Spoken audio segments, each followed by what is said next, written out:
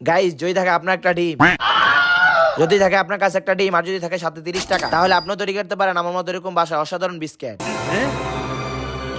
এই জন্য প্রথমে একটা বাটি নিয়ে যার যার ডিম ভেঙে নিতে হবে, আই মিন মুরগির ডিম। যাই হোক, এরপর ডিম ভাঙা হয়ে গেলে এর সাথে অ্যাড করে দিলাম 5 টাকা সয়াবিন তেল। এরপর এর সাথে দিয়ে দিলাম 2 মোট আটা, আর যার দাম ছিল মাত্র 5 টাকা। দেন এগুলোর সাথে আবার অ্যাড করে দিলাম 2 চামচ চিনি, আর যার দাম ছিল মাত্র 7 টাকা। দেন সবকিছু শেষে এর সাথে আবার দিয়ে দিলাম 1 টাকা লবণ। দেন সবকিছু একসাথে দিয়ে জিনিসটাকে হাত দিয়ে ভালোভাবে মেখে নিতে হবে। আর এর সাথে 15-10 মিনিট কুস্তাকুস্তি করলেই জিনিসটা দেখতে কিছুটা এমন হয়ে আসবে। এরপর খামিটা কমপ্লিট হয়ে গেলে এটাকে আমরা 10 মিনিটের জন্য একটা ঢাকনা দিয়ে ঢেকে রাখবো। 2000 years later. এরপর প্রায় 20 যুগ পরে ঢাকনাটা উঠিয়ে আমি যেভাবে যেভাবে করতেছি আপনারা ঠিক ওভাবেই করে নিয়ে, আর যদি না করেন তাও সমস্যা নেই। পরে বিস্কিটের বদলে পায়েস হয়ে গেলে আমার কিন্তু কিছু করার নেই।